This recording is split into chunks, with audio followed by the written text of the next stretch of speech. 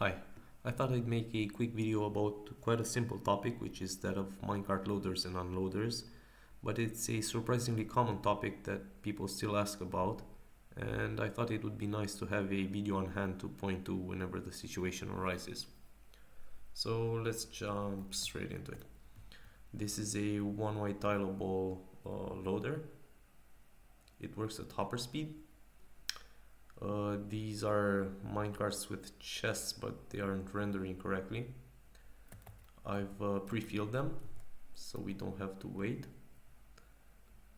And they have different fill levels, so you can see that they don't interfere with one another. So what's essentially going on and what's different from the standard loading station that people tend to have problems with is that it won't get stuck once this hopper here gets full.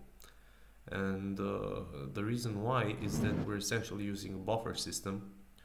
Once this cart is full, then items will start piling up in this hopper. And once there are enough items inside, the signal strength that this comparator outputs will lock this hopper that's now empty and won't be able to drain any items from this chest. So that's when we stop the input and also send the carts on their way by powering these rails here. This is essentially the same system except it's double speed. I've also pre-filled these and everything else here. We're using a little trick here. Due to the timings on these repeaters, the carts have enough time to turn back just a little bit and be under both these hoppers, so both can push items into them. We're using a barrel here to lock these two hoppers, and I guess this one. Yeah, that's essentially it. This unloader was published by Maizuma Games. I've been using it for a long time, but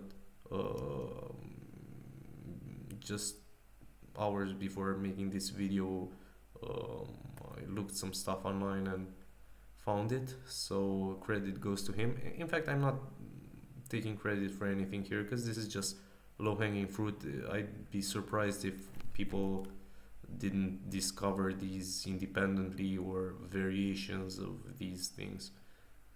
Right, so this works at double hopper speed and it's essentially the standard unloader, except we're using the same trick that we used before. And if you just want it working at regular hopper speed, then just not have a hopper here. So yeah. What if we wanted to load or unload in the middle of the track as opposed to the end of the track? Well, here's a hopper speed unloader.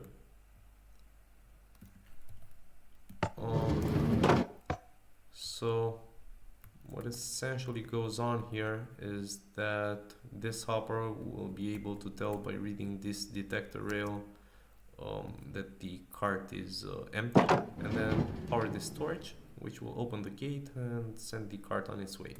You can't have a hopper here because the detector rail would power and lock it, yes. So you can't go double hopper speed that way, but you could by having a hopper minecart inside of blocks here and having hoppers below where the chest currently is. Yeah, you also can't have a solid block here because that would lock this hopper. Right, so this is a hopper speed loader.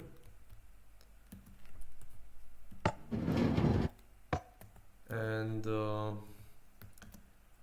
way it works is that we're again reading this detector rail here and we're comparing it against signal strength 15 from this redstone block, which signifies a full minecart.